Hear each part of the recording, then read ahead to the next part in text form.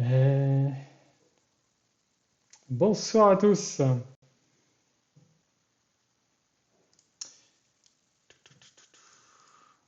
attends. Est-ce qu'on est connecté? Salut à tous. Alors, pourquoi le chat il se met pas en marche? Tac, tac, tac.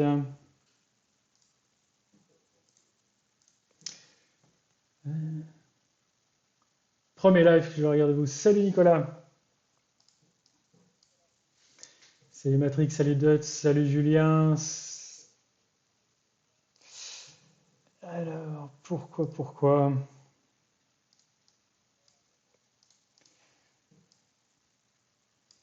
On est toujours dans la technique.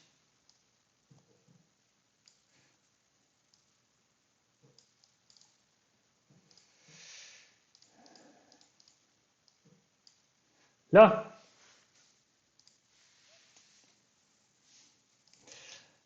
Alors, je voulais avoir un invité, mais du coup, je vais devoir abandonner. C'est pas très grave, ce sera pour une autre fois. Salut Malos. Alors, je voulais inviter Alex. Je voulais inviter Alex de la Vienne, et puis je m'y suis pris à la dernière minute, bien sûr, donc ça va pas fonctionner. On fera des lives à plusieurs une prochaine fois.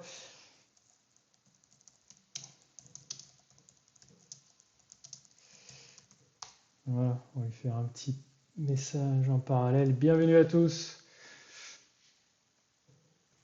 Ouais, je voulais qu'Alex Agrivienne nous rejoigne, et puis, alors on va quand même essayer de l'inviter.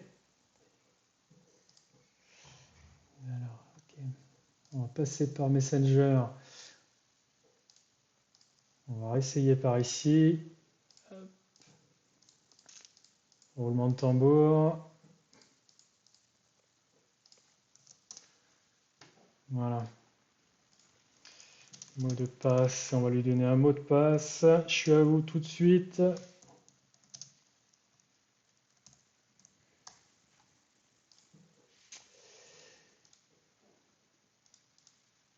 Dommage que la qualité du live n'est pas changeable. Bonsoir. Qu'est-ce que tu veux dire, Lucas? Elle n'est pas bonne? Alors non, tu m'entends? Ou alors normalement on peut peut-être même mettre une petite musique. Ouais, ça fonctionne.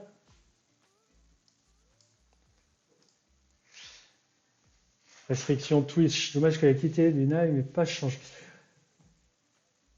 Si le live, tu peux le changer en bas à droite, qualité. Là, tu dois être.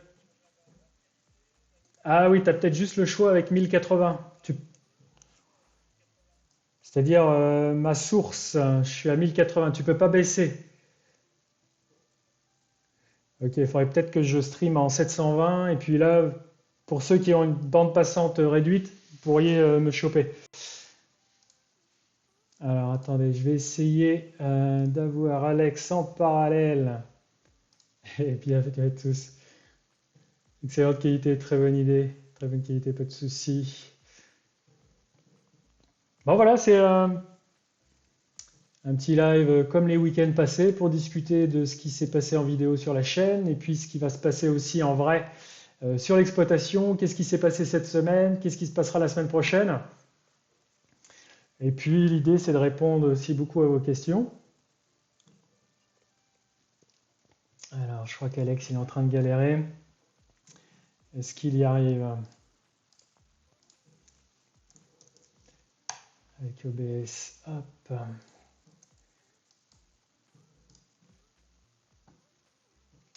Parce que mon idée, c'était d'avoir des invités, puis pourquoi pas commencer par inviter des copains, et puis après d'autres invités, on verra avec le temps. Ça pourrait être pas mal de discuter d'autres agriculteurs que moi, d'autres professionnels. Tac. Voilà, on va l'attendre ici, Alex. Donc voilà, c'est pour ça que je voulais les inviter, mais je suis pas prêt du tout, j'aurais dû les prévenir dans la journée. Alors oui, Louis, les apports d'engrais, exactement, cette semaine j'ai commencé. J'ai apporté phosphore et potasse sur certaines cultures. Je vous ai préparé une vidéo là-dessus, un sujet évidemment. c'est tous les ans et que ça se passe en quelque sorte de la sorte. Euh, voilà, dès que je peux y aller, c'est d'aller apporter pour Févrole, Luzerne, euh, le phosphore et la potasse dont il y a besoin et dont il y aura besoin. Et puis, c'est des apports aussi qui viennent compenser les exports qu'il va y avoir avec les graines. Quand on produit et qu'on exporte la matière première graine, eh bien, il faut compenser les exports de minéraux.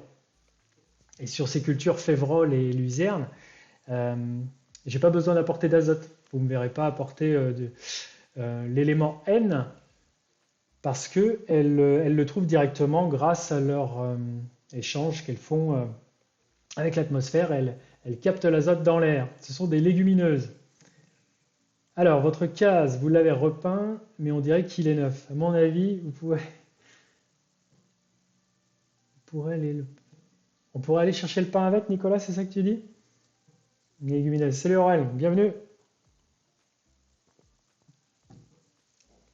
Alors, je vais vous montrer quelques photos du 1400, justement, la peinture, où j'en suis. J'avais déjà fait filtrer quelques photos sur Twitter. L'idée à la base, l'idée c'était de repeindre que la cabine. Et puis, une fois que la cabine était faite, j'ai repeint le pot, parce que lui aussi avait besoin d'être bricolé. Et puis bonhomme allant, j'ai repeint le capot et puis les flancs. Donc, forcément. Attends, Alex. Ah, il est là, Alex. Ok. Alex, tu m'entends? Ah ouais, t'as coupé le son. Ok. Est-ce que tu m'entends, Alex? Tu dois pas très bien m'entendre. Alors, ça n'a pas l'air de capter. Ok. Bon, tant pis, tant pis.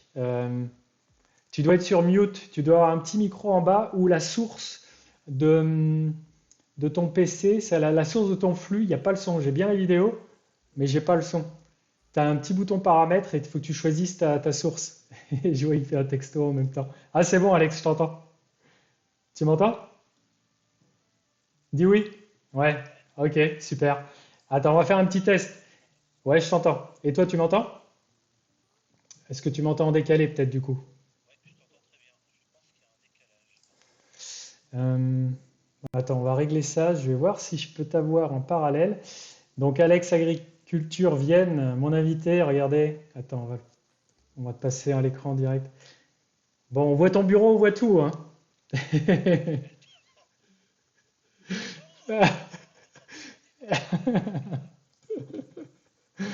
Attends, ça va, on t'a pas entendu, Alex, on t'a pas entendu. Bon, on viendra te voir Merde. tout à, Non, mais on voilà, viendra, tout va très bien, merci. on viendra te voir tout à l'heure. Alors, attends, Oui. je vais essayer de régler le chat aussi. On va couper ta cam. Tac. Bon, ça marche avec Alex. Tout à l'heure, avec Alex, j'ai essayé aussi avec Alex de Prodil, ça n'a pas marché.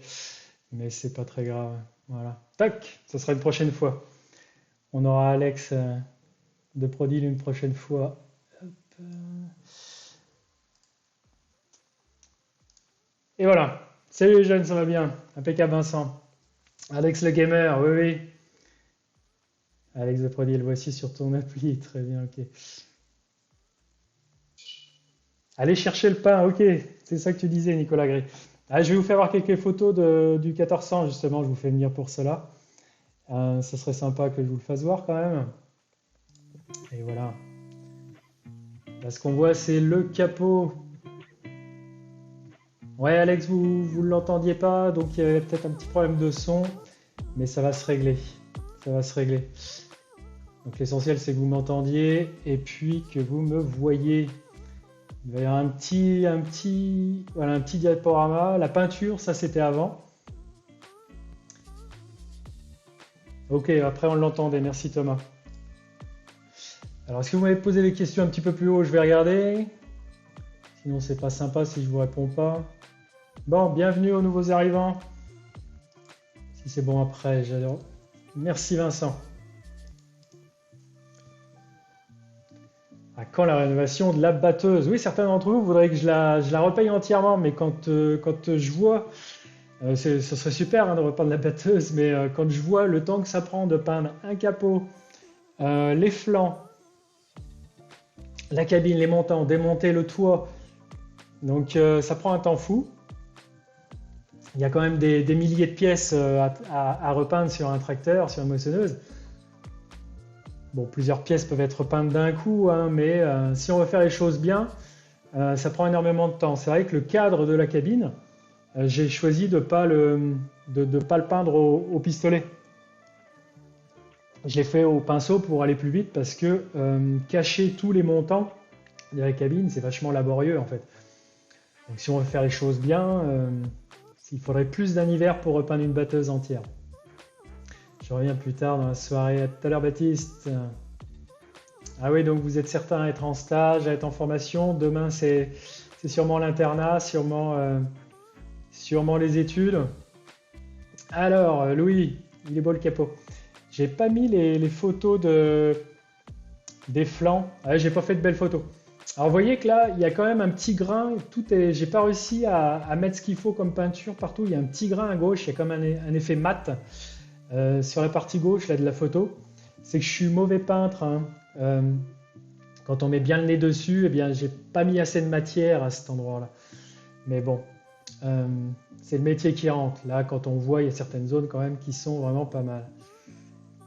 Ouais, Nicolas, je connais la marque Sky. Ouais, puis ils ont un 1455 également qu'ils ont rénové dernièrement.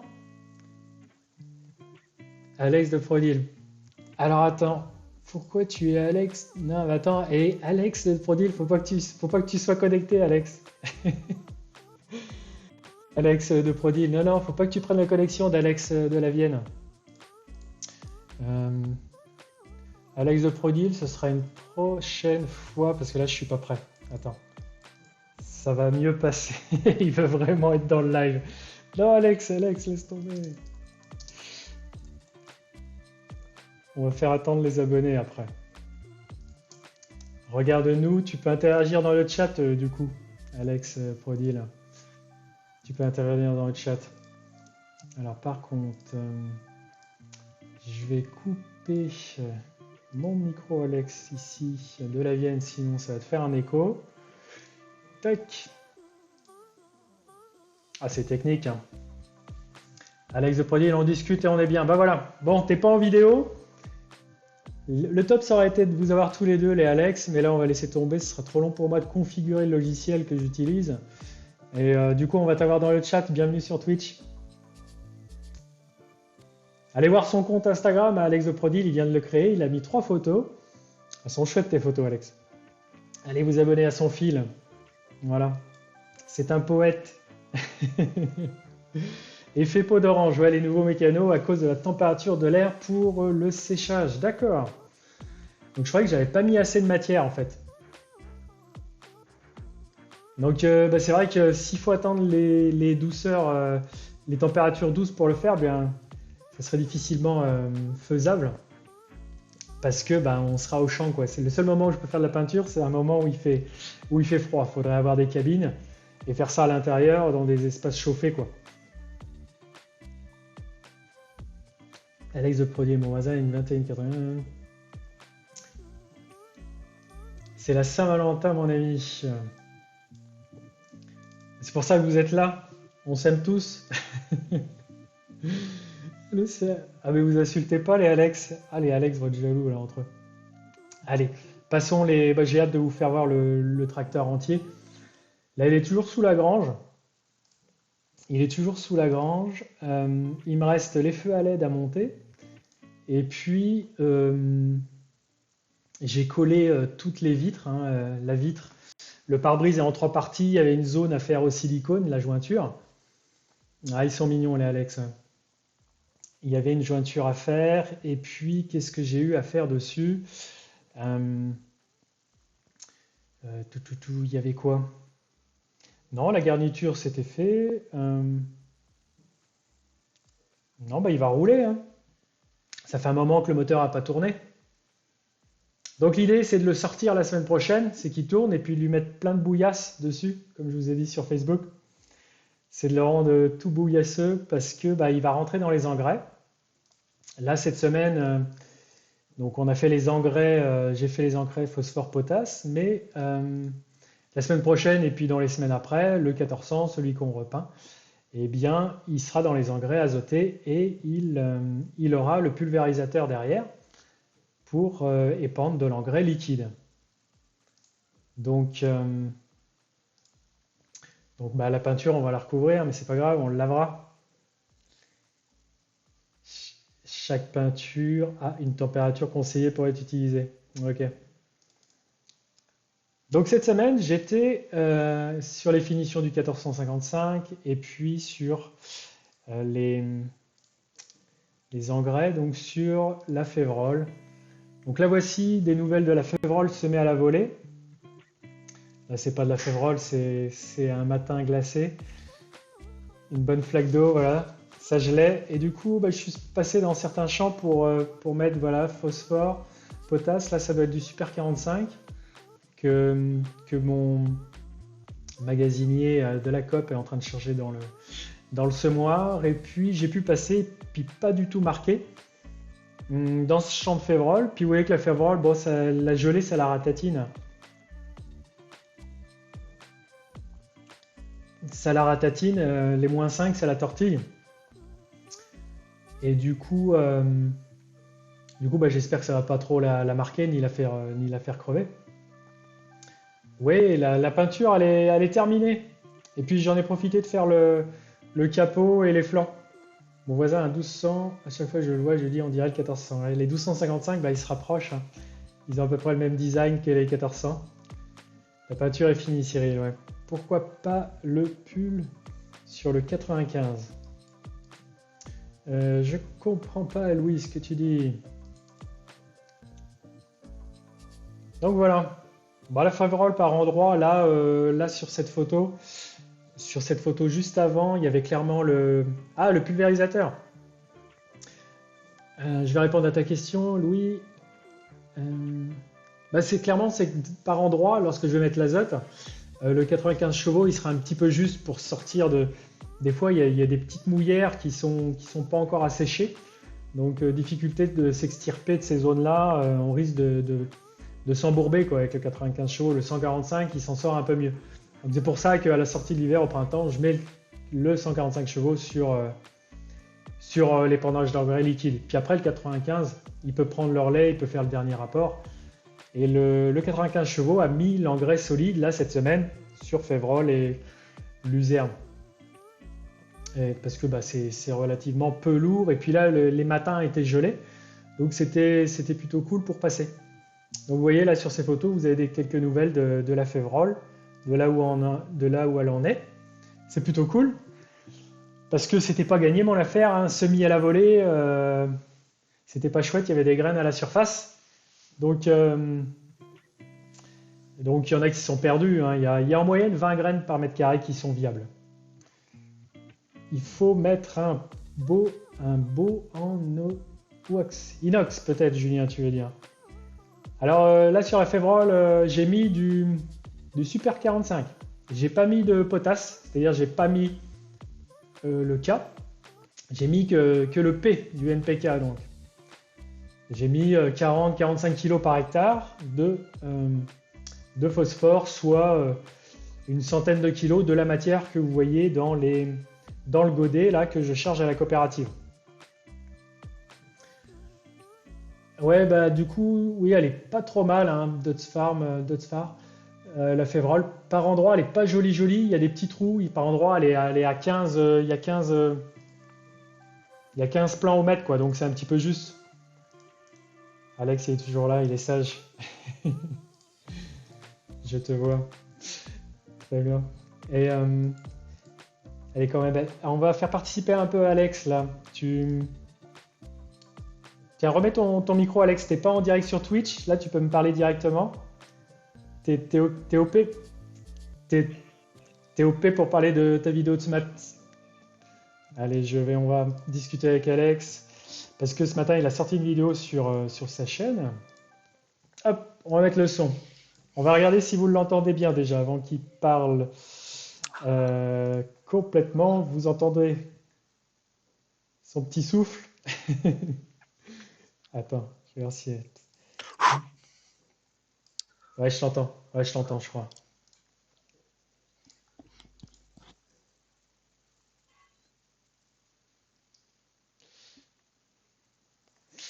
Voilà, azote sur le colza. Alors, qu'est-ce que tu as fait ce matin? Attends, j'ai un écho sur ici. On va y arriver. Qu'est-ce que tu nous as montré ce matin, Alex, en vidéo? J'ai montré l'apport d'azote sur le colza. Et Ah, ouais, ouais, je crois qu'on je t'entend, c'est bon. baisse le son parce que j'ai un vilain retour très désagréable. C'est peut-être moi. Voilà. Donc j'ai fait mon premier passage d'engrais sur le colza. J'ai mis 78 unités pour cette fois-ci. Mhm. Les conditions étaient très bonnes. Alors on voit un peu d'eau à un moment dans les passages de traitement, mais si tu veux, c'est que dans les passages de traitement, puisque quand on regarde le reste du champ, en fait, les conditions étaient extrêmement bonnes pour le faire. Le sol est humide. Pour de l'engrais liquide, ça va bien parce que c'est plus vite assimilable. Mhm. Et puis voilà, c'est à peu près tout ce que j'ai montré, puisque Mhm. j'avais pas le temps de filmer, j'étais très pressé, donc je ferai d'autres vidéos plus complètes sur l'azote dans les blés. Bah oui, oui, parce que ça va être ce qui va nous occuper, et puis c'est ce qui va m'occuper aussi, ouais, comme je disais tout à l'heure, la semaine prochaine. Puis les orges, t'as des orges aussi? Non, t'as pas d'orges? Non, non, non, j'en ai pas. D'accord. Et tes colzas, ils sont comme les miens. J'imagine que là, ils vont se réveiller ou ils commençaient déjà un petit peu à faire un peu à se paumer et puis à vouloir démarrer. Ouais, alors c'est pas tout le champ, mais ça commence à démarrer. De toute façon, on voit, hein, il commence à grandir un petit peu, donc c'était vraiment temps de faire le premier rapport là. Il faut vraiment que je me dépêche. La semaine prochaine, elle est annoncée douce. On va être sur des 10-15 degrés, pas loin. Tout ça, ça va démarrer, ça va se réveiller. Donc, il va falloir être au rendez-vous. Et puis, bon, ce qui est bien, c'est que les sols vont être essuyés. Et toi, tu as des zones, tu as des mouillères, t'as des coins où c'est compliqué de passer ou ça va? Non, en fait, ben moi j'avais le droit de passer depuis le 1er février. Dans la Vienne, c'est là. Ah oui, Et si tu veux, le 1er février jusqu'à maintenant, on pouvait pas, il pleuvait tout le temps. C'était infernal. Ensuite, il a gelé, donc on pouvait pas non plus, puisqu'on n'a pas le droit de mettre de l'azote sur sol gelé. Et après, là, dans le blé, j'ai deux parcelles où ce serait peut-être un petit peu plus compliqué. Mais c'est des toutes petites zones en fait, hein, mais ça se retrouve. Le hasard fait que ça se retrouve pile dans les passages de tracteur, quoi. d'accord. D'accord, d'accord. Bon, bah, on va te voir à l'engrais comme moi dans les semaines à venir. Il y a du potentiel. Comment tu trouves ton colza? C'est-à-dire, est-ce que tu as une idée de Alors ça? le colza, il est pas mal, il est un peu petit. Dans les commentaires de ma vidéo, j'ai vu que certains m'ont dit que le leur était encore plus petit que le mien. Et puis j'ai mon voisin, la parcelle d'à côté, qui est beaucoup plus gros. Il a au moins trois feuilles, voire quatre de plus que moi. Ah oui, Et il était très gros. Lui était en avance peut-être par contre. Mais bon, le truc c'est qu'il est plutôt quand même pas mal régulier. Alors il était petit, mais il était suffisamment grand pour passer l'hiver, quoi. Donc il n'a pas souffert du gel et du froid de l'hiver.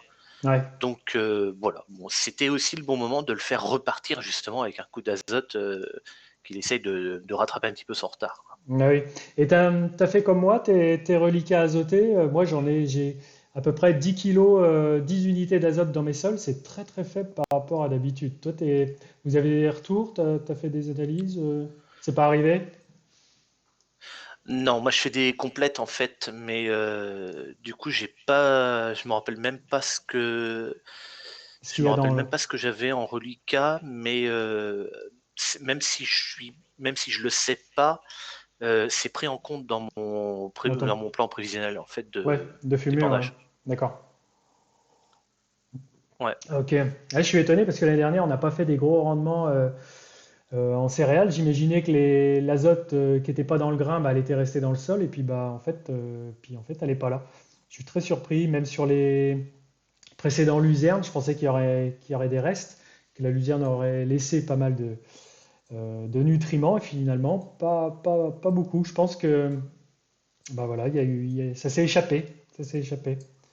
Ça s'est consommé par le sol sûrement aussi. Ouais, il y a peut-être aussi le fait que du fait qu'on n'a pas fait de gros rendements l'année dernière, du coup il restait peut-être de l'azote en plus grande quantité dans le sol. Peut-être chez moi parce que là en sortie d'hiver, on n'a aucune carence si tu veux en azote. Le blé, on pourrait même encore attendre avant de faire Oui, le ouais, premier apport. Il a talé tout seul, il est toujours vert foncé. Enfin, tu vois, tu as l'impression que ça va quoi. ouais, je suis étonné moi aussi. L'analyse dit qu'il n'y a pas d'azote et puis j'ai des blés qui ont une belle couleur. Bon, ils commencent peut-être à basculer, mais étonnamment, bah, ils ont une belle tête, quoi. Ça fait plaisir. Voilà, c'est régulier, c'est pas mangé, il n'y a pas de trou. Les sols, ils boivent bien les excès d'eau quand même, parce que ça leur est tombé dessus sur janvier pas mal. Et puis ça, voilà. Bon, bah, on est confiant, Alex, sur les cultures. Oui, oui, bah oui. Ouais, toujours confiant. Il faut avoir l'espoir.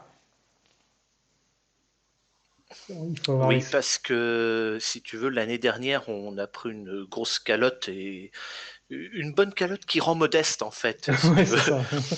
Mais bon, moi, je m'en suis quand même pas trop mal sorti. Alors pas au niveau des rendements, mais financièrement, puisque avec mon technicien, on voyait le coût arriver, surtout en blé. Ouais, Et du coup, j'ai limité au maximum les investissements sur le blé, quoi. Alors j'ai fait mes apports d'azote comme il fallait, mais les fongies, j'ai enlevé celui-là du milieu. J'ai fait vraiment que le tout ouais. premier, et le tout dernier, les plus importants. Enfin voilà, j'ai vraiment investi le minimum. Et finalement, sur mon bilan financier, après que je fais avec le conseiller de gestion du CER France, finalement, j'étais bien, quoi, finalement. Ouais, mais j'ai fait un peu comme toi. Ouais. J'ai limité un petit peu mes apports d'engrais sur la fin. Oui, oui. Moi aussi. Ouais. Moi aussi, c'est pareil pour les fongicides. On voit qu'on a Alex de Prodil qui occupe bien le chat. Il se plaint que ça discute pas beaucoup. Non, mais je pense que voilà, c'est pas grave. Je pense qu'on nous écoute attentivement, voilà, surtout toi, Alex. Alors, qu'est-ce que nous dit Agrare Précision? On va regarder le chat ensemble. Fin août. Oui, c'est vrai que les colzas, c'est vrai que par chez toi, Alex, c'était compliqué de les réussir. Même Alex de Prodil dans l'Indre, t'as pas réussi à les faire, hein. Tu es avec nous dans le chat. C'est pour ça qu'on a des colzas qui sont pas mal petits, ou pas du tout de colza parfois. Donc tu as 5 millimètres sur Toulouse, et après on a accumulé un mois et de températures très chaudes qui ont complètement fracassé. Donc ouais, ça a été assez général en France, il n'y a vraiment pas beaucoup de surface en colza.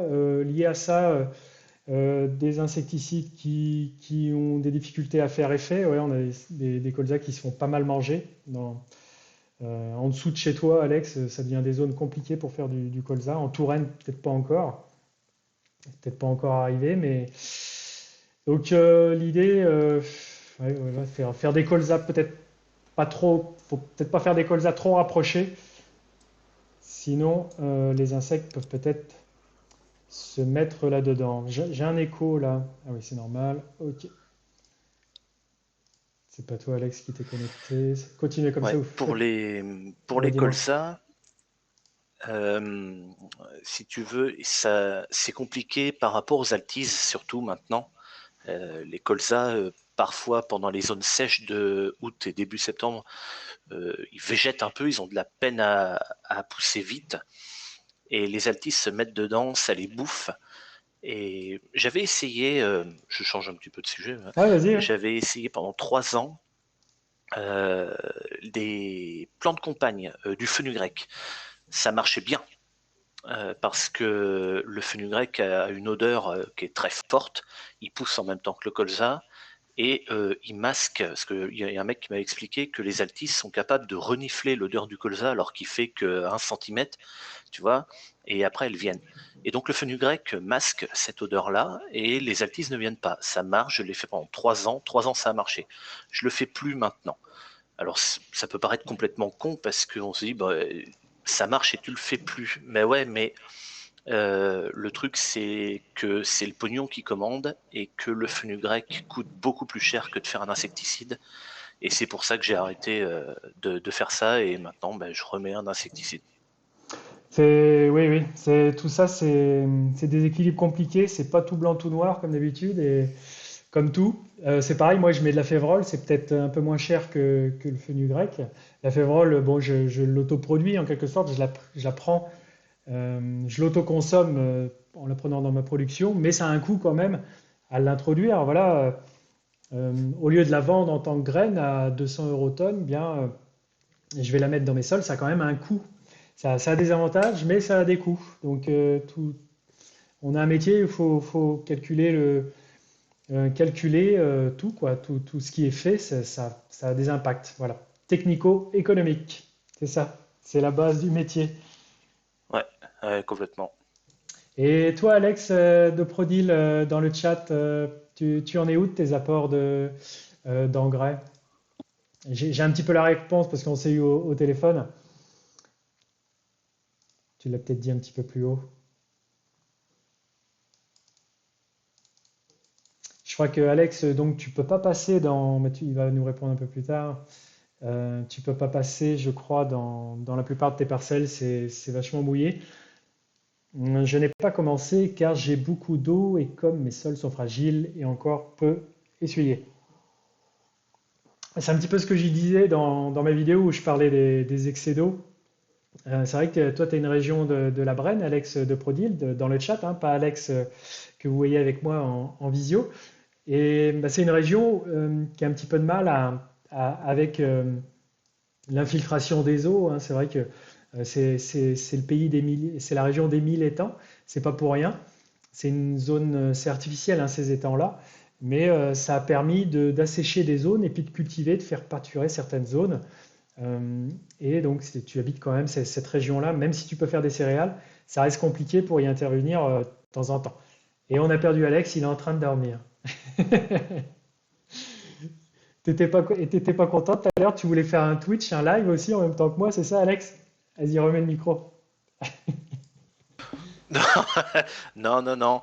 Enfin, peut-être tout à l'heure, je sais pas. Ça Ah, dépend à quelle heure tu vas terminer là. ah oui, d'accord, tu voulais Oui, oui, d'accord. Tu me chambrais aussi un petit peu en même temps. Ok. Donc voilà, un petit peu pour nos travaux. Avec Alex de la Vienne, ici en visio, on habite, nos exploitations sont à peu près à 80-100 km. Donc c'est vrai que c'est un petit peu, on a des itinéraires un petit peu communs, quoi. On va avoir du blé, du colza, euh, des dates d'intervention dans les champs à peu près communes, quoi. Euh, mais voilà, on a par contre des terres qui sont complètement différentes. Tu as des terres de Groix, je crois, c'est pas mal filtrant. C'est peut-être plus. C'est des terres, je pense, qui respirent un petit peu plus que mes limons, qui se referment un peu plus. Mm. Oui, alors moi j'ai des terres. Alors ça s'appelle terre rouge à châtaignier. Ah oui, terre rouge à châtaignier. Euh, sauf quand tu es venu pour la moisson. On était dans les Deux-Sèvres, à 15 bornes à peu près, et c'est pas du tout les mêmes terres. C'est plutôt du limon argileux là-bas, et avec beaucoup de cailloux. Mais sinon, il y en a que 20 hectares comme ça sur les 180 de ma Ah oui, ferme. Sinon, tout le reste, c'est en terre rouge à châtaignier. Et c'est des terres qui sont très filtrantes, assez drainantes aussi. C'est pour ça que j'ai quasiment jamais de mouillère, sauf, comme je l'ai dit tout à l'heure, dans une ou deux parcelles, des toutes petites zones comme ça, dans un coin de champ ou un machin.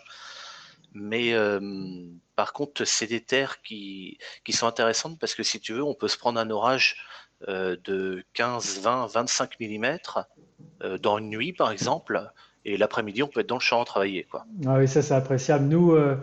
Ce qu'on surveille pour pouvoir rentrer dans le champ, on ne peut pas déjà y rentrer le lendemain. On regarde si le champ est drainé, s'il y a une bouche de drain. On peut aller au champ quand le drain arrête de donner de l'eau. En fait, ça nous donne le signe. un petit peu D'accord. ce que papa m'a appris, mais voilà, faut attendre quelques jours, 4-5 jours, ça dépend de l'averse pour pouvoir y aller. Donc c'est pas tous les champs, heureusement, comme ça, quoi. Oui, oui, oui. Ouais. Ouais. Tu vois, je vois dans le chat Agar Précision qui dit Ah, vas-y. 50% d'argile. C'est vrai que c'est chaud à mon avis, hein.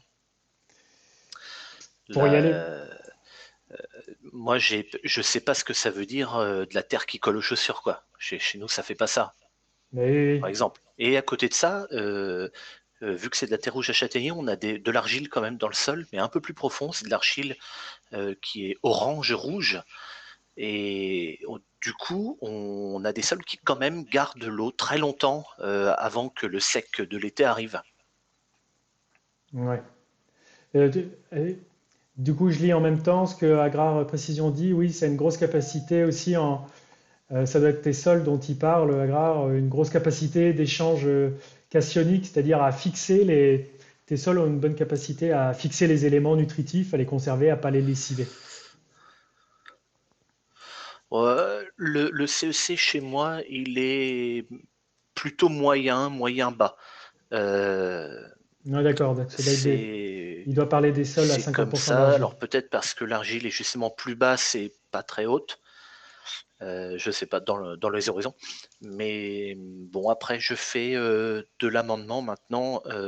Tous les ans, je fais à peu près un quart de la ferme avec de l'irimag. Euh, et puis, que propose ma COP, hein, d'ailleurs, hein, c'est en partenariat avec eux, Centre-Ouest Céréales. Et donc, j'ai trouvé une, euh, une grande amélioration de mes sols. Euh, Tu vois, mais j'ai eu quelques zones. Alors, depuis que je le fais, il y a quelques parcelles qui n'ont pas été faites, qui font partie du dernier quart pas fait encore. Et c'est dans ces parcelles-là que j'ai eu cette année des petits soucis de. Ok, Agra, si tu parlais de toi, d'accord. Oui, il parlait de Euh, lui. Oui, je viens de le comprendre. le. Merde, je sais plus ce que je disais, Euh, j'aurais t'as- jamais t'as- dû me couper t'as- la parole tout seul. t'avais pas mis, t'avais dans certaines parcelles pas mis l'amendement que tu nous parlais dans certaines autres. Non? Et puis t'avais pas des blocages du Oui, coup? voilà, c'est ça. Ouais. Et ben dans ces parcelles-là, figure-toi que j'ai eu des petits soucis de phosphore. Quelques Bah, ronds dans les champs. c'est-à-dire le phosphore, le manque, c'est ça, ça pénalisait le blé? Ouais, c'est ça, c'est ça. C'est un manque. Les terres rouges à châtaignier ont une tendance à être acides, puisque les châtaigniers, l'arbre se plaît dans les terres acides. Et donc, on a des terres qui sont acides et parfois, ça crée des carences qui peuvent être, alors, soit des vraies carences, soit des carences qui sont induites. Fait que si c'est une carence induite, ça veut dire que j'ai du phosphore dans mon sol, mais l'acidité empêche les plantes de l'utiliser. D'accord. Donc, c'est vraiment sur ça, moi, qu'il faut que je travaille chez moi, c'est l'acidité du sol, quoi. Ouais, c'est pareil pour moi aussi, hein. J'ai des terrains acides et puis, puis c'est pas bon pour l'équilibre chimique. La vie microbienne, elle s'éclate pas trop là-dedans. Je suis en train de voir aussi que j'ai mal titré le live. On peut changer le titre, Alex, sur Twitch ou pas? En même temps? Oui, tu peux. Ouais, ouais. Alors attends, studio vidéo. Et si tu parles de châtaigniers qui se plaisent bien dans tes terres, c'est marrant parce que chez moi, dans les argilo-calcaires, c'est des terrains qui sont très filtrants quand même, hein. J'ai pas de problème d'infiltration d'eau. Ça s'infiltre bien et bah, c'est des terres où les noyers se plaisent bien. Moi, c'est les noyers, chez toi, c'est les châtaigniers. Voilà. Bah oui. Mm. Attends, j'aime bien ces petits. Ah bah je peux pas changer là. Tac. Non, on peut pas changer. Tant pis, le live s'appelle Twitch, Twitch au champ, mais c'est pas déconnant parce que bah on est des paysans qui parlons de nos champs. Bon, on n'est pas les pieds dans la terre là, mais donc oui, pour reprendre ce que tu disais, Agrar Précision, un terrain très argileux comme les terres de Jean-Loup Chattard que vous voyez sur les vidéos, très argileux. C'est des terrains qui ont une capacité à conserver les cations, les éléments minéraux, puis à les échanger avec les plantes. L'argile, c'est bien, par contre, à travailler, c'est pas toujours simple. Faut savoir les travailler, quoi. Alors, ça colle aux outils et aux pattes. Arthur, chez nous dans la Marne, ça est plutôt crayeux, donc calcaire, mais certaines parcelles sont aussi beaucoup argileuses. L'avantage est qu'on pas de souci à faire sur le pH du sol. C'est vrai que les terrains argileux, comme ça, on a des pH, j'imagine, au-dessus de 7, avec un bon équilibre. C'est quoi le pH? On nous demande. Alors, C'est ouais, quoi le pH, Nicolas? Alex? ouais, il y a Waker qui avait une question, pourquoi pas mettre du calcaire ou de la chaux? Alors en fait, je fais pas ça peut-être c'est pour moi la question par rapport à mes sols acides. Moi, je mets de l'irimag. En fait, c'est un mélange qui sert aussi à faire ça en fait. Voilà. Ouais, ok. Ok. Tiens, on va te mettre ici. Je vais changer un peu le live. Et le pH, j'ai oublié ton prénom qui pose la question. Le pH, c'est le potentiel hydrogène. C'est l'équilibre. C'est par exemple le citron, ça va être acide. Euh, donc c'est acide. Voilà, il y a tous les éléments chimiques qui nous entourent ont une acidité. L'eau, elle est neutre. Je crois qu'elle est autour de 7. Euh, Après, il y a différents fluides ou différents matériaux qui ont des potentiels hydrogènes différents. Il faudrait se pencher sur la page Wikipédia de la chose pour mieux vous expliquer. Je ne suis pas très bon chimiste. J'avais fait une vidéo sur la chaîne Agricole qui s'appelle La chimie du sol. Alors, bah, Arthur va nous répondre dans le chat. Et on a perdu Alex qui va nous revenir. Le chat, qu'est-ce que vous me dites? Donc, bah, le problème, les sols acides, naturellement, c'est qu'il faut faire des cholages d'entretien, oui. Donc c'est pour ça que dans mes sols acides, j'ai apporté, comment il s'appelait, de l'oxyfertile. Donc c'était un calcaire cuit. Ça permet d'augmenter le pH et de le faire tendre vers 7. L'idéal d'un sol, c'est qu'il soit autour de 6,5-7 pour que les échanges de minéraux se fassent le mieux, pour que les micro-organismes s'éclatent le mieux dans le sol. Donc là, nos interventions actuelles au champ ne permettent pas de compenser et d'améliorer le pH. Actuellement, on est vraiment dans des apports d'engrais pour satisfaire les plantes dans leurs besoins vraiment immédiats. Et puis dans les semaines et les quelques mois à venir. Mais les pH, on les corrige, je sais pas, après le printemps, ou dans l'été. Moi, j'apporterai l'oxyfertile sur un terrain sec, hein, ou sans culture pour apporter, essayer de corriger. Ça peut être le cholage, ça peut être d'autres techniques euh, pour tendre à améliorer ces pH.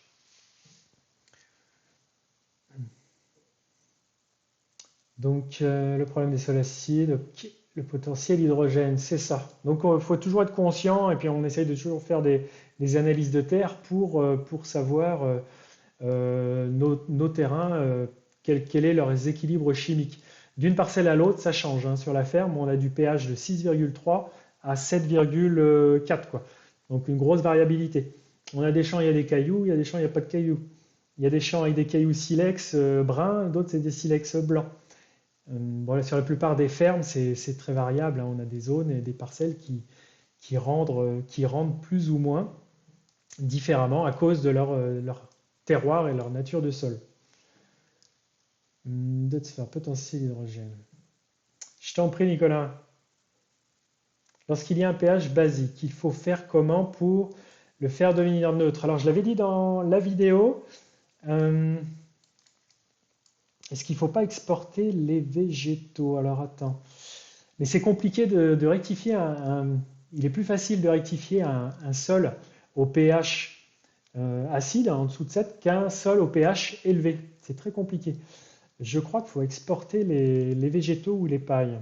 Alors, corriger pH basique. Attends, je vais regarder sur Internet.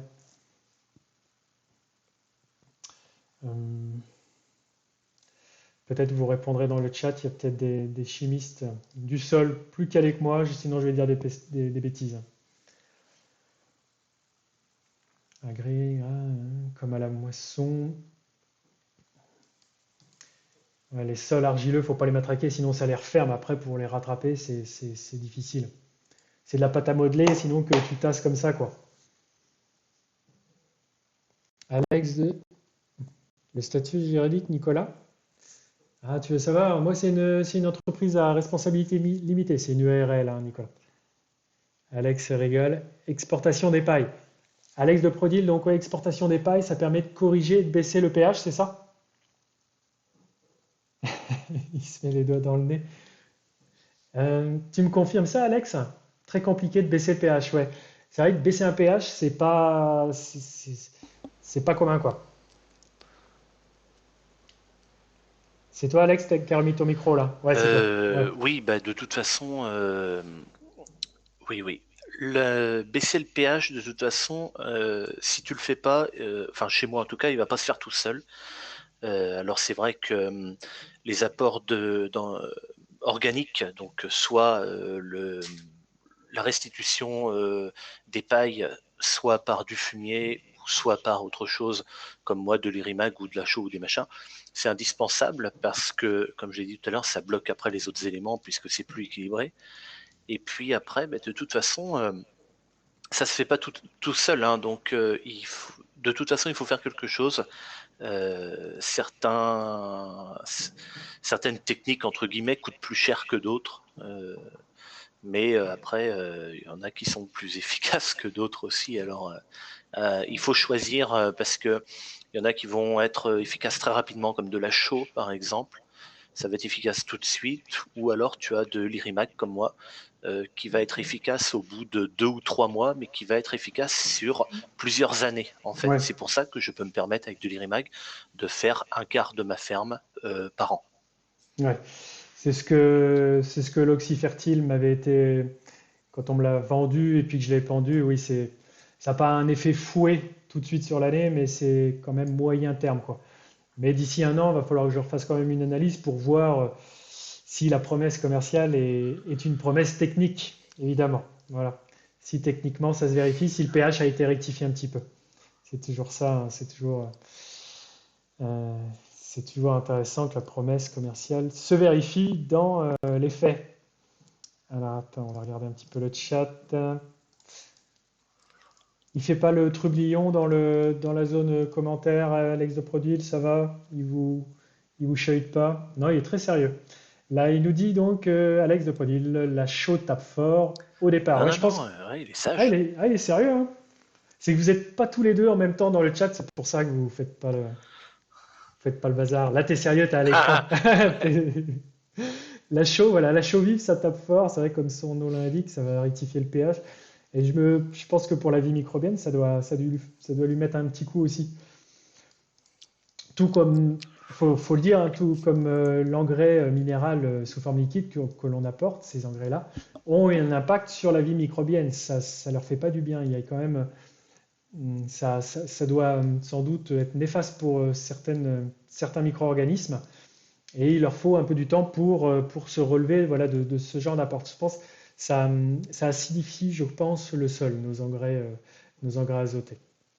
Alors, ce qui est intéressant chez toi, Alex, de la Vienne, c'est que tu vas apporter et avoir un échange paille-fumier avec ton voisin éleveur. Tu vas lui fournir de la paille à la moisson et puis il va te ramener du fumier. Vous l'apportez quand, Alex? Il te l'apporte quand? Il te l'épand Voilà, quand? c'est ça. Alors, ça dépend quand est-ce qu'il me l'apporte, parce que parfois, si tu veux, l'éleveur avec qui je travaille, il a une fumière chez lui, une énorme fumière, elle est gigantesque, hein, vraiment. Donc parfois, il formoche ses vaches et ses chèvres. Alors les fumiers sont séparés, hein, sont pas mélangés, hein. Moi, je fais en fumier de vache. Et il va les stocker là-bas, et parce que si j'ai pas de place dans mes champs, par exemple, donc il stocke là-bas et après on reprend de là-bas pour emmener chez moi quand les parcelles sont disponibles ou un peu quand je veux après. Il y a plusieurs modalités, étant donné que c'est l'éleveur qui fait tout.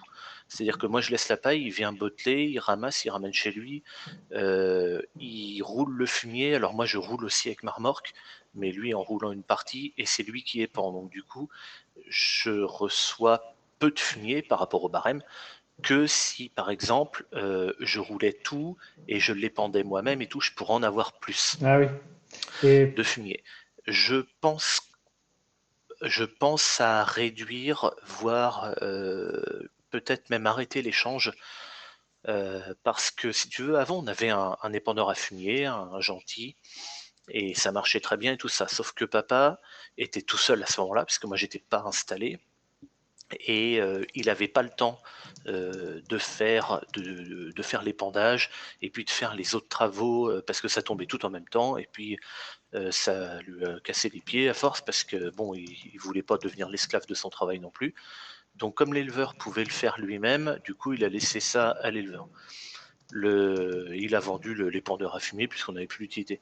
Le truc c'est que comme l'éleveur fait en une grande partie des choses, et moi j'ai pas envie de racheter un épandeur à fumier, ça me rapporte assez peu de fumier. Si par exemple j'ai exporté 100, 100 hectares de paille, je vais peut-être pouvoir rapporter 20 ou 30 hectares de fumier. Donc c'est pas assez, tu vois. Ouais, Les parcelles sont remises en fumier, mais pas assez souvent, tu comprends? ouais. Donc je pense à arrêter l'échange paille-fumier, en tout cas dans mon cas à moi, même si c'est quand on peut faire un peu autrement, ça peut être quand même une excellente solution. Ouais. Oui, il y a quand même un export supplémentaire par rapport à ce qu'on t'importe dans la formulation que vous avez choisie, puis dans ta capacité à le rouler et tout ça. Si tu le roulais, et si tu avais l'équipement pour le rouler, les pendre toi-même, tu pourrais en avoir plus. Mais là, il y a un déséquilibre un peu. Peut-être que tu appauvris un peu tes sols à faire comme ça. Donc l'intérêt, Oui, ouais, c'est ça. ouais, ce serait de faire comme moi et puis de laisser C'est la paille au complètement sol. ça Ouais. parce que le truc, oui, pardon, oui. Le truc, c'est que le- je peux pas rouler tout le temps parce que souvent de fois, quand il enlève le fumier de ses bâtiments, il faut que ça soit fait tout de suite. Et moi, j'ai qu'une remorque pour rouler. Donc, je peux pas fournir. Donc, lui, il est obligé de rouler. Donc, déjà, ça me pénalise ici, quoi. Et puis Ouais. après, l'épandage, quoi. Oui, c'est ce que Jean-Christophe estime un petit peu, oui, de ton échange. Voilà, tu l'estimes un peu faible, c'est-à-dire que c'est un petit peu, voilà, les sols en reçoivent pas assez par rapport à ce qu'on exporte. Les pailles, c'est vrai que, bah, je le redis, certains d'entre vous me reprochent de la laisser au sol et puis de la broyer. Beaucoup d'éleveurs en France en cherchent, c'est pour ça que les prix flambent. Cependant, elle a aussi beaucoup de valeur pour nous, céréaliers, vu qu'on n'a pas de, on n'a pas de, on n'est pas en polyculture élevage, on n'a pas d'élevage sur nos fermes. C'est-à-dire que si on exporte toutes nos pailles, on n'a pas de retour de matière organique sur nos sols. Donc on appauvrit nos sols. Et enlever de la matière organique, c'est enlever de la structure. La matière organique se lie avec les éléments de la terre, les sables, les autres éléments, l'eau, et ça permet de la structurer, d'avoir une terre, si on veut imaginer, grumuleuse, suffisamment aérée pour laisser passer les racines, suffisamment aérée pour laisser passer l'eau, et suffisamment bien structurée pour stocker tout ça, stocker de l'eau, la fournir. Voilà. La matière organique, c'est un petit peu, avec tous les autres éléments qui sont importants, l'argile et tout ça, c'est un petit peu ce qui fait le côté éponge d'un sol, de voilà, pouvoir encaisser les à-coups, les excès, les manques en eau, et puis tout, et tout, et tout. La matière organique se lie seulement avec les argiles, mon ami. Très bien, Alex de Prodil. Mais la matière organique, elle va aussi s'imbiber d'eau. Euh, Quand il y a de l'eau, il n'y a pas que les argiles avec lesquelles elle se lie, à mon avis. Dommage qu'il n'y ait pas assez de bons compromis entre élevage et c'est pareil, AgriTP Bretagne, c'est pareil. Hein, chez moi, il y a pas, j'ai pas de, je rentre pas en symbiose, on va dire, avec les éleveurs autour de moi concernant la paille. Par contre, actuellement, je leur fournis de la luzerne, un fourrage de luzerne. Et puis là, j'exporte en quelque sorte de la matière et j'ai pas de retour. On n'a pas convenu de retour de matière organique sous forme de fumier avec eux. Et ça, il faut que je sois prudent avec ça, avec l'export de matière organique que je fais avec la luzerne. C'est entre 5 et 6 tonnes de matière sèche chaque année pendant 2-3 ans que j'exporte du sol. Ça, il faut vraiment y penser. Donc si je devais aussi exporter mes pailles de blé et d'orge, je me tire une balle dans le pied. C'est sûr, sur l'instant présent, je vais gagner de l'argent, mais on exporte aussi beaucoup de matière organique et puis de minéraux. Tout ce que tu sors du champ, tu le ramènes, pas, tu le paieras un jour ou l'autre. Voilà. C'est ça, Agrar Précision. Donc malheureusement, on a des cours de paille qui explosent. Papa a déjà vendu de la paille hein, il y a des années. dans les sols argilo-calcaires qui ont une capacité à un peu plus encaisser ces exports. Mais dans les sols limoneux, plus fragiles, qui ont besoin de cette matière organique, je ne vendrai pas la paille, sauf s'il y a un retour autrement, en matière organique d'une autre matière. Le gamer normand, ça serait une possibilité, je ne sais pas. Après, le compost, c'est pareil, ça a un coût énorme. Tu proposes donc un retour ou intégrer des composts, mais une année, papa en avait pendu, je ne connais plus le tonnage, mais c'est un prix exorbitant, des déchets verts de ville, hein.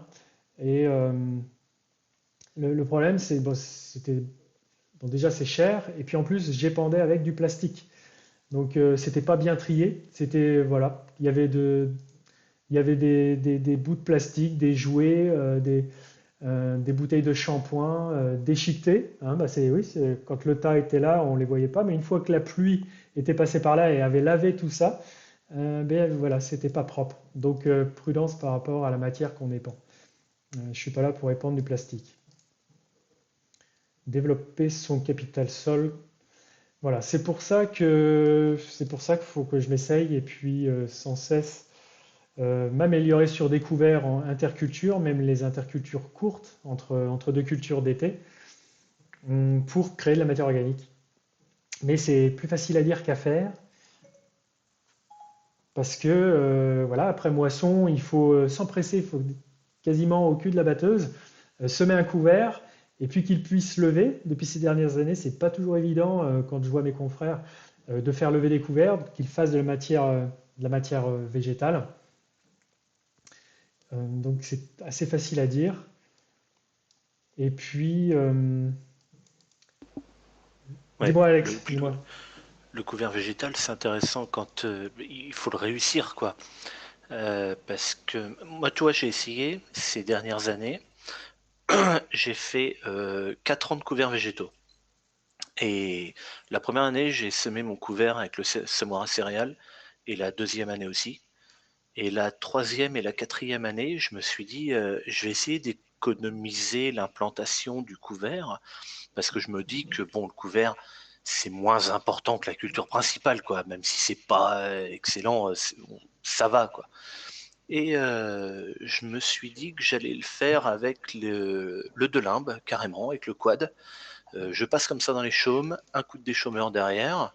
Il y en a beaucoup qui font ça. Et ces 2 années-là, en fait, ont été des ratages carrément des couverts végétaux. On en a pu voir ma dernière vidéo sur le broyage des couverts, où j'explique que c'est pas mirambolant du tout. Mhm. Donc cette année, je vais réessayer de le faire au semoir à céréales, Ouais, en hyper simplifié, hein, mais l'objectif c'est de le réussir quand même, parce que malgré tout, bon, c'est une obligation qu'on a, ça nous en coûte de faire ça, mais voyons le bon côté des choses et l'apport de matière organique que ça nous apporte, même si c'est limité. Euh, J'essaie de le faire de toute façon à l'économie, hein, parce que tu as certains couverts où on était aux alentours de 24 ou 25 euros de l'hectare, et moi je tourne à 8-9 euros, quoi. d'accord. Ouais, c'est comme ce que tu disais au début tout à l'heure, c'est l'avantage technico-économique de nos interventions. Et moi, j'ai espoir, oui, avec le déchaumeur rapide, qu'un jour j'aurai, voilà, de pouvoir semer du couvert rapidement et de déchaumer très, très superficiellement, et puis de semer avec un équipement de semoir dessus, euh, et bien des couverts. Voilà. Parce que c'est sûr, c'est sympa à faire, mais Ouais, c'est coûteux. Et puis quand ça marche pas, c'est encore, voilà, c'est en plus une culture non productive, enfin, qui n'est pas de vente. Et, et du coup, voilà, quand ça marche pas, c'est rageant, quoi. Potasse, c'est super clair. Alors, excuse-moi, Alex, tu veux dire quelque chose? ouais, ouais, ouais. Après, je pense que le Delimbe, enfin le Delimbe ou le semoir en fait directement sur le déchaumeur, je pense que ça marche bien parce que ça a été développé pour que ça marche quand même, forcément. Ouais, Moi, mon problème, c'est que j'en ai pas. Quand on a acheté le déchaumeur, le Amazon, on l'a acheté d'occasion, ce déchaumeur-là. Enfin, il était très récent, il avait 1 an, je crois. Et il avait le truc Amazon, là, le semoir là-dessus. Ouais. Et papa l'a fait enlever parce que à l'époque où on a acheté le semoir, les couverts végétaux, on n'était pas obligé de faire ça, quoi, si tu veux. Donc papa voyait pas du tout l'utilité. Ça nous a enlevé plusieurs milliers d'euros sur le semoir parce que laisse tomber le tarif du truc. Mais en fait, ben maintenant, ça serait bien utile, quoi. Alors, je prendrai certainement pas un Amazon pour aller dessus. Je prendrai un adaptable si je dois en avoir un. Ouais. Parce que tu payes le 50% de marque et puis 50% de matériel, quoi, quasiment. Ouais, pour- sûrement, sûrement. Et je me suis renseigné sur un semoir, sur un déchômeur rapide, là, comme que c'est mon objectif. Quand on prend la marque du déchômeur, c'est entre 8 et 10 000 euros, quoi. Sur un déchômeur qu'on vaut une quarantaine de mille. Sauf chez Alex de Prodil, qui a des déchômeurs Ah oui, c'est sûr, beaucoup ça moins c'est chers. sûr. Attends, je vais me chercher un verre d'eau. Tu prends le relais, Alex? Alors Arthur, tout à l'heure, attends, avant de partir Ouais, chercher bah mon va donc verre. m'en chercher un parce que le mien est vide là, du coup. Attends, j'y vais d'abord. J'y vais d'abord. Arthur, qu'est-ce que tu as loupé au début du live? J'ai parlé, voilà, que j'étais intervenu sur la févrole et puis la luzerne pour apporter potasse et phosphore. J'ai profité que j'ai eu 2-3 matins gelés. L'après-midi, ça dégelait, hein, mais ça m'a permis de passer dans la plupart des champs qui sont souvent pas praticables et dans lesquels on s'embourbe. Et puis cette semaine, j'ai aussi fini de peindre tout le tracteur, quasiment tout le tracteur, surtout l'avant, le capot et les flancs. Et j'ai hâte de vous le sortir de la grange. Là, je vais chercher un verre d'eau.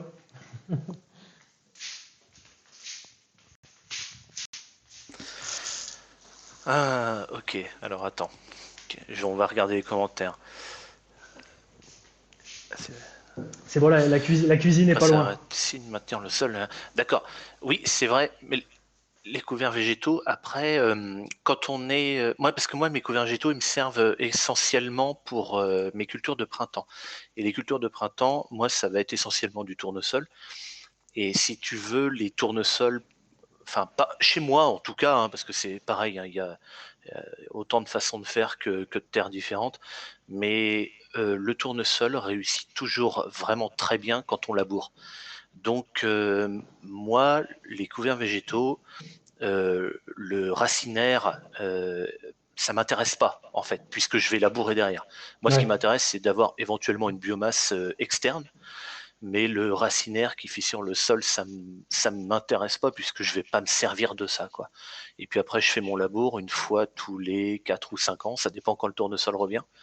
Et puis, je pense que c'est une bonne.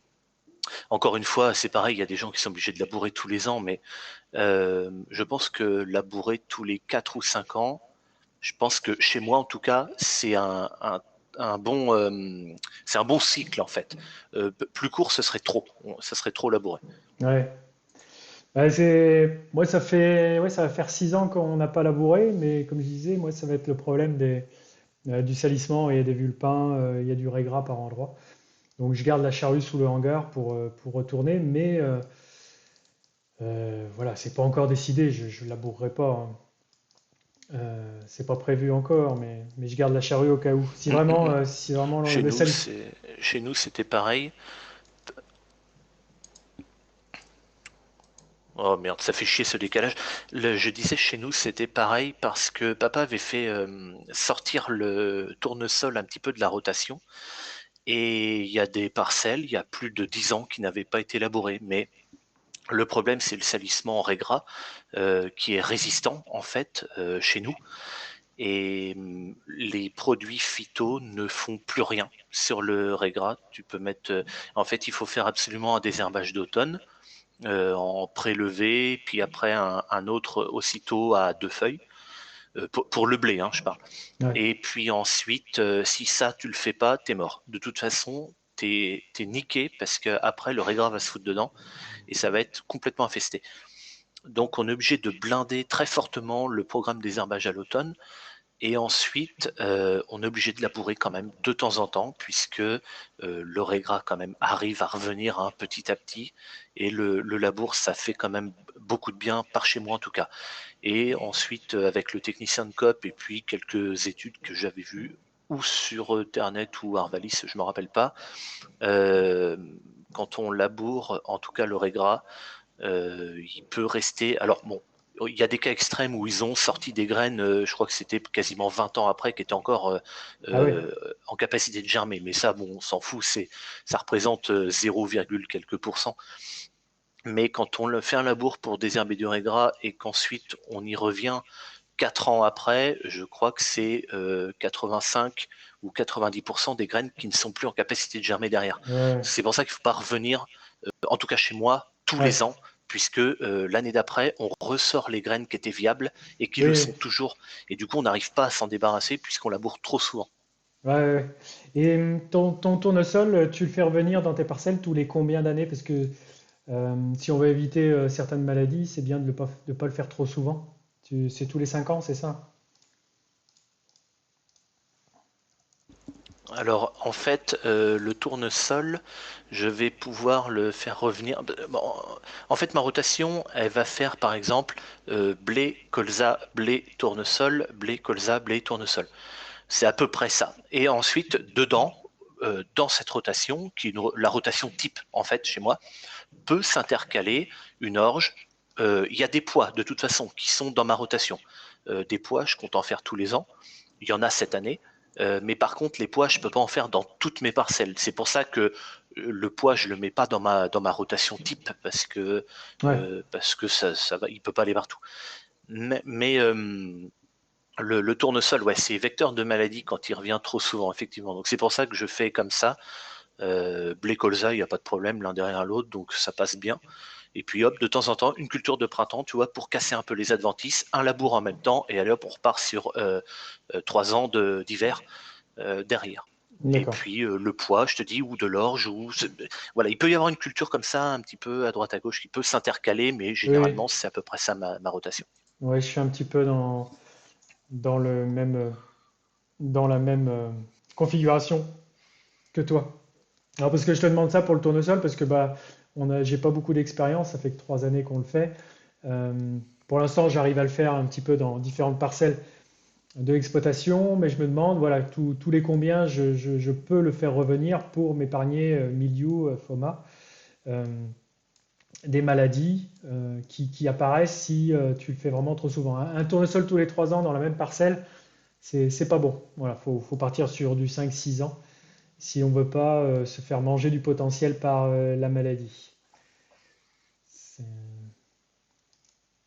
Même au potager, je ne laboure pas. On passe peut-être le motoculteur, Cyril. Je suis contre la bourre, mais bon, alors agrare précision, dans l'oragé, je ne sais pas où c'est, quand je vois qu'il y a les agris qui labourent tous les 2 ans non plus. Alors après, est-ce que c'est pas un problème de concentration de la matière organique? Quand tu laboures, c'est sûr, bah, ta matière organique, tu vas un petit peu la diluer dans le profil labouré. Est-ce que tu parles bien, agrare précision, d'une matière organique? Est-ce que tu parles d'une matière organique de surface, de la surface travaillée? Quand tu es en agriculture de conservation des sols, en non-labour, est-ce qu'on n'est pas sur une matière organique concentrée dans le dessus, puis en dessous, bah forcément, il n'y a plus trop de matière organique qui y va, à part les racines. Ça, il y a souvent cette notion-là qui a avancé, mais j'aimerais bien avoir ton avis. Voilà, est-ce qu'on parle pas Est-ce que quand on laboure, la matière organique, elle s'en va pas?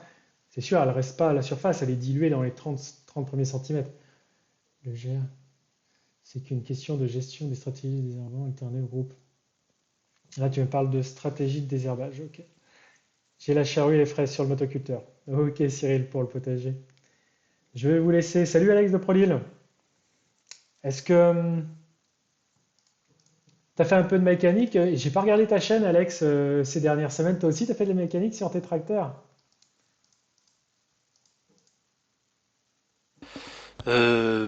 Tu as vu certainement l'embrayage du 115 peut-être. Oui, ça, je l'ai entreaperçu. Donc Ouais. c'était le gros de mécanique qui a été fait là dernièrement.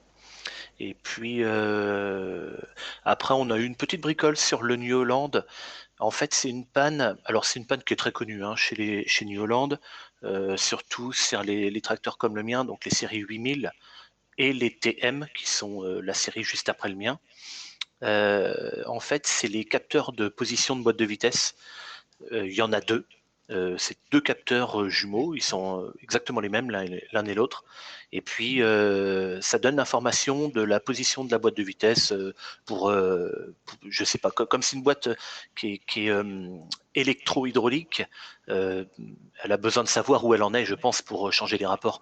Je sais pas exactement comment ça marche, ces capteurs-là, mais ils ont tendance à s'user puisqu'il y a il y a des pattes qui font tourner les capteurs pour enregistrer une position. Et ça s'use. Et du coup, c'est très très précis. Et quand ça tourne, si c'est usé, ça tourne pas si bien et les angles sont pas bons. Et ça empêche le tracteur d'avancer ou de reculer ou de passer en gamme rapide. Nous, par exemple, il voulait plus avancer en gamme moyenne, mais je pouvais reculer, alors que c'est le même capteur qui fait gamme moyenne et marche arrière. Par contre, je pouvais avancer en gamme lente et rapide. Et ça, c'est quelque chose qui arrive petit à petit. C'est-à-dire qu'un jour, tu mets la marche avant, et puis tu as la boîte de vitesse, pip, pip, pip, tu remets au neutre, tu recommences, et hop, ça part. Et puis ça va le faire un petit peu plus fréquemment. Et puis après, ben, tu pourras plus passer en gamme rapide, et tu sais pas pourquoi. Donc tu arrêtes le tracteur, tu redémarres. Et puis à un moment donné, ben, boum, c'est la panne complète, et tu peux plus avancer. Donc on a ramené le tracteur sous l'hangar comme on a pu. J'ai acheté mes deux capteurs et puis on les a changés. J'ai pas filmé parce que j'avais pas envie de filmer en fait. J'étais couché sous le tracteur, j'ai avalé de la terre, ça m'en a rentré dans le nez. Enfin, je sais plus ce qui m'est arrivé, donc je pense que c'était mieux que je filme pas. Et puis voilà quoi. Bon, on s'est démerdé, ça a été très rapide hein, la réparation. J'ai viré mes capteurs, j'en ai remis deux autres, et puis il y a même pas de calibrage à faire, et puis ça y est quoi. Ok. Ouais, c'est quand l'électronique marche, c'est super quand elle marche. Et, euh, et c'est souvent une histoire de capteur, hein. C'est bien quand ça se passe comme ça, que c'est un petit capteur à quelques dizaines d'euros et que ça se règle facilement. Mais ce qui est rageant, c'est de savoir que quand tu es en plein boulot, toute la mécanique, la transmission, tout ça, ça marche bien, la motorisation marche bien. Et c'est juste le petit capteur comme le tien sur ton New Holland qui déconne et qui va donner une alerte. Il va dire non, je ne sais pas à quelle vitesse, l'ordinateur ne sait pas à quelle vitesse tu avances ou dans quelle gamme tu es. Et puis bah là, ton chantier, il est en plan. Il n'y a pas un mode, tu sais, on débranche tout. Ça serait bien. Où on ressort le levier de vitesse et puis Ouais, on peut passer ouais, c'est outre ça. toute l'électronique, ça serait bien. Agra, précision, tu continues de nous donner des notions de matière organique. T'en as pas compte des porte-pluies qui l'ont de gros. Donc tu nous donnes les avantages de la matière organique. Ok. Ah non, mais le sol idéal, je crois que je sais pas où il existe, hein. C'est compliqué d'avoir un super équilibre, mais on essaye tous agriculteurs autant que l'on est, de l'améliorer parce que bah, c'est notre gagne-pas, hein, on le dit souvent. C'est avec celui-là que toute notre carrière, on vivra et puis on produira, quoi. Donc, et puis l'idée, c'est de le transmettre dans le même état ou un meilleur état qu'on l'a reçu. Fonzi, est-ce que les pneus 95 chevaux vont tenir toute l'année? Oh oui, oui, ils vont tenir. Et puis de toute façon, c'est pas un tracteur qui a besoin de motricité avec les roues avant. Il a surtout, voilà, c'est le pulvérisateur qui le traîne souvent. Donc il y a pas de raison à ce que je les change. Tes pneus vont tenir toute l'année. Voilà. Nouvelle-Zélande, Arthur. Ok. Bon, bah, c'est cool. Vous êtes investis tous, puis vous nous écoutez religieusement. Ça fait plaisir, j'espère que ça vous plaît. Et j'ai improvisé l'arrivée d'Alex. Tu peux témoigner, hein, je t'ai prévenu 10 minutes avant le live. Ouais, Et en fait, t'as vu, je t'ai envoyé un lien, c'est ouais, pratique, hein. non, non, mais c'est exactement ça. J'ai reçu un texto. Est-ce que tu veux venir sur le live? J- J'étais en train de manger. Et puis, le temps que je réponde, oh, ouais, merde, je sais plus quoi, enfin, je sais plus ce que tu m'as raconté. Hop, puis j'ai reçu le lien, bon, ça va quand même. Mais ouais, là, c'était de l'arrache complet, hein. Ouais, c'est bien. Et je trouve que ça se passe bien. J'espère que tu passes un bon moment. Tu vas pas pouvoir faire ton live, parce qu'Alex a aussi une chaîne sur Twitch et puis live les jeux vidéo. T'as peut-être pas envie que j'en fasse la pub d'ailleurs. Non, ça va. Non, non, mais je m'en fous pas mal. Après, oui, voilà, moi je fais du jeu vidéo, donc ça n'a rien à voir avec ma chaîne YouTube où je filme mon métier et j'explique et tout ça. Là, Ça ma marche. chaîne Twitch, moi c'est juste pour rigoler. Je joue à des jeux, il y a des gens qui viennent me voir, on discute, on rigole et puis voilà, ça s'arrête là. Ça marche. Je vois qui est arrivé en retard dans le chat. Je vais te montrer des photos de la peinture. Attends, je t'enlève un instant, Alex. Tu vas disparaître. Et voilà. Tu restes avec nous, Alex. Je rigole parce que j'entends Alex, mais vous ne l'entendez pas. Donc, me dis pas de bêtises, tu vas me déconcentrer. Voilà la peinture que j'ai fait. Voilà, on est sur la peinture à d'avant. J'ai pas démonté le capot, j'ai pu le peindre en place comme il est là et de mettre une bonne couche du rouge case IH XL. C'est la peinture d'origine. La peinture et le RAL, la référence couleur d'origine de ce tracteur. Donc ça pète quoi, on dirait une Ferrari là-dessous presque. Et j'ai fait les flancs aussi. Alors il y a un petit aspect grumuleux, peau d'orange. Je m'étais dit que c'était à cause de ma technique qui était pas bonne, parce que je suis pas spécialement bon peintre, hein, je fais ça une fois l'année. Mais c'est surtout les températures apparemment. Ah non, Fonzie, pas en rose. Non, non, on va rester sobre, on va rester sobre. Donc voilà, il n'y a plus qu'à remettre le petit bocal d'aspiration d'air sur le dessus, à remettre la calandre, parce que j'ai fait aussi la calandre, hein, le nez, l'avant. Ah merci Fonzie, ouais, j'espère que c'est propre. Allez, on va remettre Alex, voilà. Alors le pot inox, non, il n'y en aura pas, Arthur, hein. Non, non, c'est pas nécessaire. Et puis, non, non, j'ai pas envie, j'ai envie de garder mes voisins, j'ai envie de garder des bonnes relations avec mon voisinage. Ça fait plus de bruit, c'est ça, hein. Donc la restauration, elle s'est étalée un petit peu plus que prévu, que la cabine. J'avais un petit peu de temps jusqu'à la dernière heure, jusqu'à la semaine prochaine où je vais devoir sortir le tracteur. Donc j'y étais encore la semaine dernière sur le tracteur à finir ce rouge. Voilà, oui, ça me plaît. Casillage 1455. C'est ça. C'est pas grave. C'est- Ça donne des. Ouais, oui. C'est sûr, ça peut donner des idées de rénovation. Ça fait super plaisir de voir un tracteur repeint. Par contre, c'est du boulot, hein. J'ai passé. Ça fera peut-être pas loin de 2 mois qu'il est sous le hangar. Et puis à 2, 3 journées par semaine, quoi. Bon, ben voilà. Ah oui, quel coût global, un pot crush. Chaque pot de peinture, parce que j'en ai utilisé à peu près un de chaque couleur, un gris, un noir, un rouge, c'est une trentaine d'euros par pot. Un pot de résine de fibre mastic fibré, ça aussi, ça vaut 40 euros. Donc, je sais pas, on va dire 200 euros de peinture mastic. Et puis, beaucoup de temps, il y a eu. Qu'est-ce qu'il y a eu? Mince, ah oui, il y a eu quelques petites pièces à droite à gauche pour la garniture. Il manquait des œillets, donc j'ai commandé des pièces spéciales. Les autocollants aussi, pas facile de les avoir à un petit prix. Euh, Autocollants, c'est à peu près entre 50 et 100 euros, je ne sais plus exactement les prix. Mais voilà, on va dire une centaine d'euros d'autocollants. Tu veux dire quelque chose, Alex, encore? Puis on va vous laisser si vous n'avez pas d'autres questions. Voilà, nous sommes principalement dans les engrais. Non, non, non, j'étais en train de rigoler tout seul. Oui, je vois ça.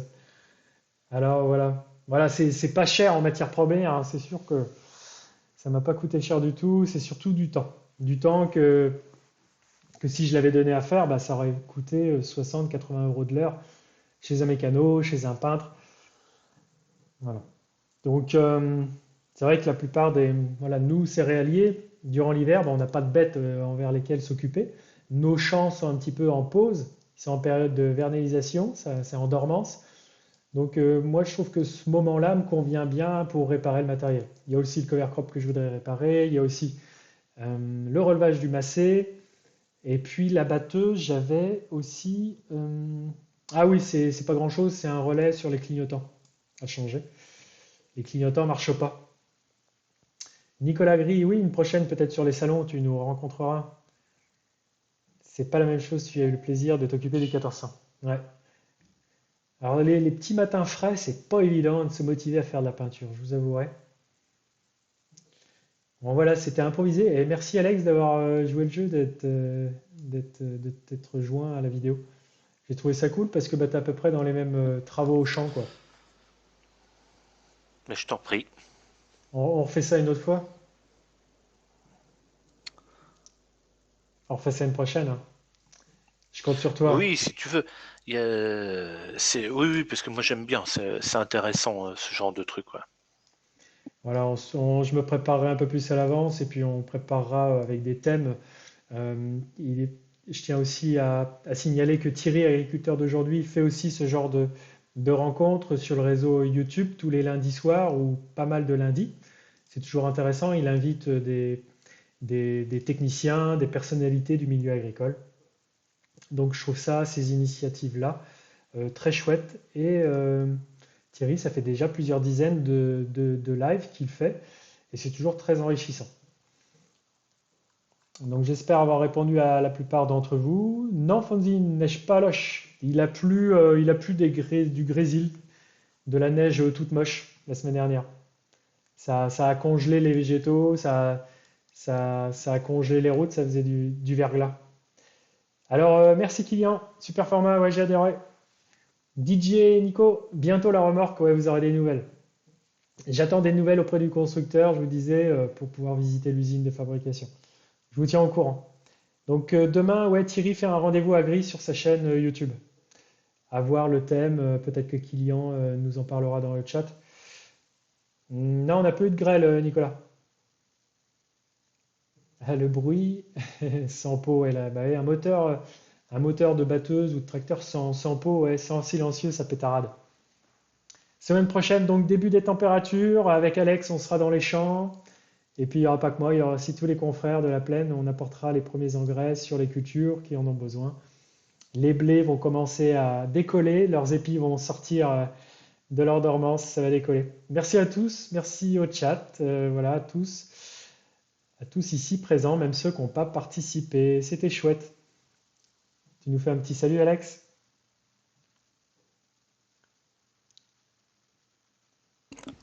Ouais. Salut à tous, merci. Salut, bye bye. On va refaire un petit zoom sur moi. Voilà. Hop. C'était très chouette. Merci pour ce live à tous. Merci Thomas, merci Arthur, merci Nathan. Kylian, sujet de Thierry, sujet est s'installer en agriculture est-il encore possible? Ok. Bon voilà, un live qui est amené à s'améliorer, mieux se structurer parce que j'ai pas préparé du tout l'interview avec, on peut dire avec Alex, mais ça s'est bien passé, c'était cool. Voilà. Je vous lis encore un petit peu vos messages de salutation et puis je vais vous laisser devant votre film peut-être. À plus Kylian, c'était nickel, merci. Merci Kaziash. Voilà. Et puis des sujets comme ça, des lives comme ça, il y en aura, je l'espère, toute l'année, pas tous les week-ends, parce qu'il y aura des périodes où ça sera compliqué, mais j'ai bien envie d'initier ça et puis de continuer les échanges. À la prochaine, Fonzi, à la prochaine, Nicolas. Allez, bonne soirée. On se quitte, mais pas pour longtemps. Ciao, ciao.